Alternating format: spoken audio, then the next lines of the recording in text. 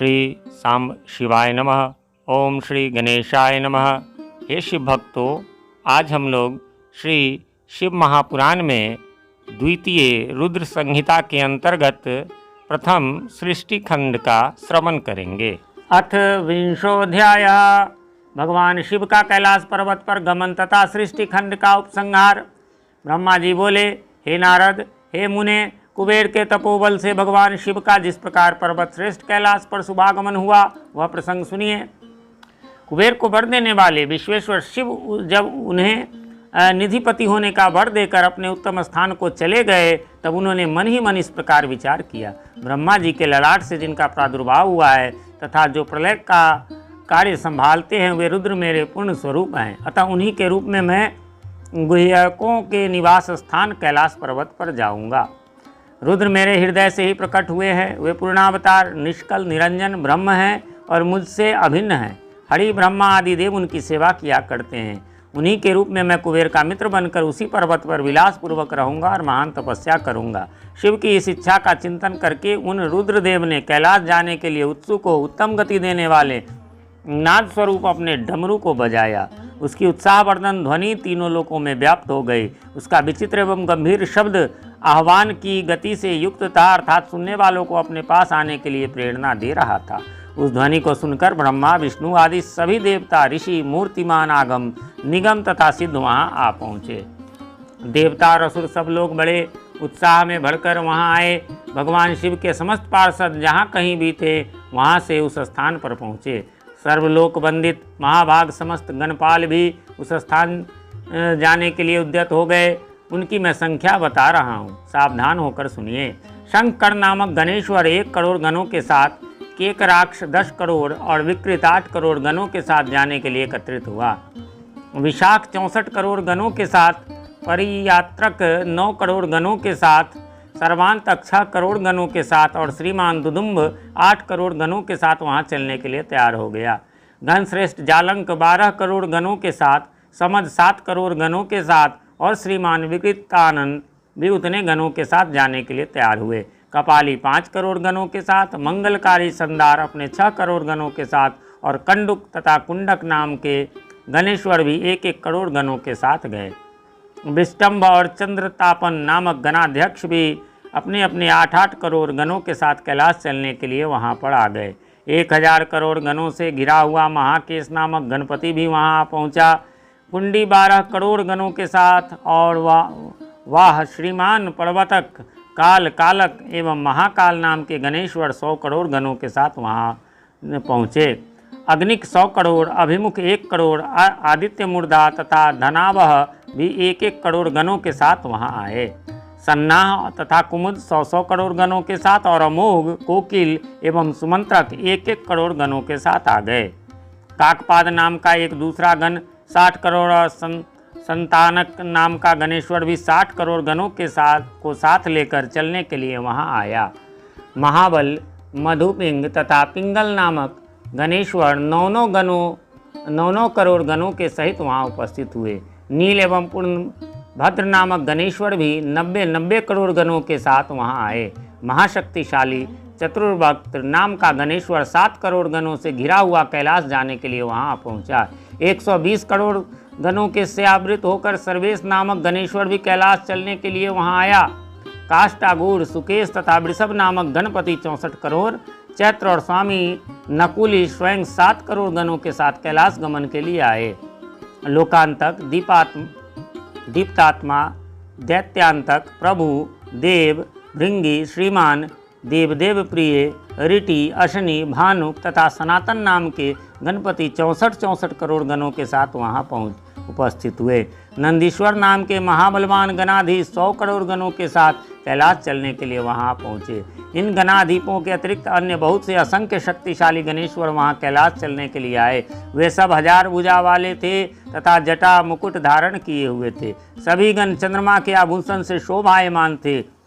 सभी के कंठ नील वर्ण के थे और वे 3-3 नेत्रों से युक्त थे। सभी हार, कुंडल, केयूर तथा मुकुट आदि आभूषणों से अलंकृत थे। ब्रह्मा, इंद्र और विष्णु के समान अनिमादि अष्ट महासिद्धियों से युक्त करोड़ों सूर्यों के समान देदीप्यमान सभी गणेश्वर वहाँ पर आ पहुँचे। इन गणाध्यक्षों के अतिरिक्त निर्मल प्रभा मंडल से युक्त महान आत्मा वाले तथा भगवान शिव के दर्शन की लालसा से परिपूर्ण अन्य अनेक गणाधीप अत्यंत प्रसन्नता के साथ वहाँ पर जा पहुँचे। विष्णु आदि प्रमुख समस्त देवता वहाँ जाकर भगवान सदाशिव को देखकर हाथ जोड़कर नतमस्तक होकर उनकी उत्तम स्तुति करने लगे। इस प्रकार विष्णु आदि देवताओं के साथ परमेश्वर भगवान महेश महात्मा कुबेर के प्रेम से वशीभूत हो कैलाश को चले गए। कुबेर ने भी सपरिवार भक्तिपूर्वक नाना प्रकार के उपहारों से वहां आए हुए भगवान शंभु की सादर पूजा की। तत्पश्चात उन्होंने शिव को संतुष्ट करने के लिए उनका अनुगमन करने वाले विष्णु आदि देवताओं और अन्यान्य गणेश्वरों का भी विधिवत पूजन किया। इसके बाद उसकी सेवा को देखकर अति प्रसन्नचित भगवान शंभु कुबेर का आलिंगन कर और उसका सिर सूंघकर अलकापुरी के अति निकट हो अपने समस्त अनुगामियों के साथ ठहर गए। तदनंतर भगवान शिव ने विश्वकर्मा को अपने तथा दूसरे देवताओं के भक्तों के लिए उस पर्वत पर निवास हेतु यथोचित निर्माण कार्य करने की आज्ञा दी। हे मुने, विश्वकर्मा ने शिव की आज्ञा से वहां जाकर यथाशीघ्र नाना प्रकार की रचना की। उस समय विष्णु की प्रार्थना से शिव प्रसन्न हो उठे और कुबेर पर अनुग्रह करके वे कैलाश पर्वत पर चले गए। शुभ मुहूर्त में अपने निवास स्थान में प्रवेश कर भक्तवत्सल उन परमेश्वर ने अपने प्रेम से सबको सनाथ कर दिया। सभी प्रमुदित विष्णु आदि देवता, मुनिगण और अन्य सिद्धजनों ने मिलकर प्रेम पूर्वक सदाशिव का अभिषेक किया। हाथों में नाना प्रकार के उपहार लेकर सबने क्रमशः उनका पूजन किया और बहुत महोत्सव के साथ सामने खड़े होकर उनकी आरती उतारी। हे मुने, उस समय आकाश से मंगल सूचक पुष्प वृष्टि होने लगी और अत्यंत प्रसन्न होकर गान करती हुई अप्सराएं नाचने लगी। सब ओर जय जयकार और नमस्कार के सुसंस्कृत शब्द गूंजने लगे। उस समय चारों ओर एक महान उत्साह व्याप्ता जो सबके सुख को बढ़ा रहा था। उस समय सिंहासन पर बैठकर भगवान सदाशिव अत्यंत सुशोभित हो रहे थे और विष्णु आदि सभी लोग बार बार उनकी यथोचित सेवा कर रहे थे।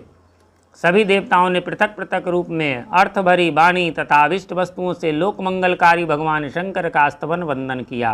प्रसन्नचित सर्वेश्वर स्वामी सदाशिव ने उनकी स्तुति को सुनकर प्रेम पूर्वक उन्हें मनोवांछित वर दिए। हे मुने, अभिष्ट कामनाओं से परिपूर्ण प्रसन्नचित हुए सभी देव मुनि और सिद्धजन भगवान शिव की आज्ञा से अपने अपने धाम को चले गए। मैं भी विष्णु के साथ प्रसन्नतापूर्वक चलने के लिए उद्यत हुआ।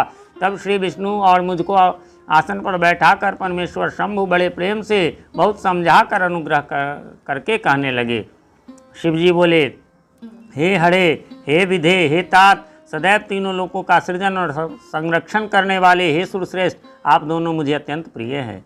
अब आप दोनों भी निर्भय होकर मेरी आज्ञा से अपने अपने स्थान को जाएं। मैं सदा आप दोनों को सुख प्रदान करने वाला हूं और विशेष रूप से आप दोनों के सुख दुख को देखता ही रहता हूं। भगवान सदाशिव के वचन को सुनकर मैं और विष्णु दोनों प्रेम पूर्वक प्रणाम करके प्रसन्नचित होकर उनकी आज्ञा से अपने अपने धाम को लौट आए। उसी समय प्रसन्नचित भगवान शंकर निधिपति कुबेर का भी हाथ पकड़कर उन्हें अपने पास बैठाकर यह शुभ वाक्य कहने लगे। हे मित्र, तुम्हारे प्रेम के वशीभूत होकर मैं तुम्हारा मित्र बन गया हूँ। हे पुण्यात्मन, भय रहित होकर तुम अपने स्थान को जाओ, मैं सदा तुम्हारा सहायक हूँ। भगवान शंभु के इस वचन को सुनकर प्रसन्नचित कुबेर उनकी आज्ञा से प्रसन्नतापूर्वक अपने धाम को चले गए। योगपरायण, सब प्रकार से स्वच्छंद तथा सदा ध्यान मग्न रहने वाले भगवान शिव अपने गणों के साथ उस पर्वत श्रेष्ठ कैलाश पर निवास करने लगे। कभी वे अपने ही आत्मस्वरूप ब्रह्म का चिंतन करते थे, कभी योग में तल्लीन रहते थे, कभी स्वच्छंद मन से प्रेम पूर्वक अपने गणों को इतिहास सुनाते थे और कभी विहार करने में चतुर भगवान महेश्वर अपने गणों के साथ कैलाश पर्वत की टेढ़ी मेढ़ी उबड़ खाबड़ गुफाओं तथा कंदराओं में और अनेक सुरम्य स्थानों पर प्रसन्नचित होकर विचरण करते थे। इस प्रकार रुद्र स्वरूप परमेश्वर भगवान शंकर, जो नाना प्रकार के योगियों में भी सर्वश्रेष्ठ हैं, उन्होंने अपने उस पर्वत पर अनेक लीलाएं की। इस प्रकार बिना पत्नी के रहते हुए परमेश्वर सदाशिव ने अपना कुछ समय व्यतीत करके बाद में दक्षपति से उत्पन्न सती को पत्नी के रूप में प्राप्त किया। तदनंतर हे देवर से वे महेश्वर उन दक्ष पुत्री सती के साथ विहार करने लगे। इस प्रकार सती के साथ पति रूप में लोक चार परायण रहते हुए वे बहुत ही सुखी थे। हे मुनीश्वर, इस प्रकार मैंने आपको रुद्र के अवतार का वर्णन कर दिया है। मैंने उनके कैलाश आगमन और कुबेर के साथ उनकी मित्रता का प्रसंग भी कह दिया है। कैलाश के अंतर्गत होने वाली उनकी ज्ञानवर्धनी लीला का भी वर्णन कर दिया है, जो इस लोक और परलोक में सदैव सभी मनोवांछित फलों को प्रदान करने वाली है। जो एकाग्रचित होकर इस कथा को सम्यक रूप से पढ़ता है अथवा सुनता है, वह इस लोक में सुख भोग कर परलोक में मुक्ति प्राप्त करता है। इस प्रकार श्री शिव महापुराण के अंतर्गत द्वितीय रुद्र संहिता के प्रथम खंड में सृष्टि उपाख्यान के कैलासोपाख्यान में शिव कैलाश गमन नामक 20वां अध्याय पूर्ण हुआ। इति श्री शिव महापुराणे द्वितीय रुद्र संहितायां प्रथमः सृष्टिखंड समाप्तः।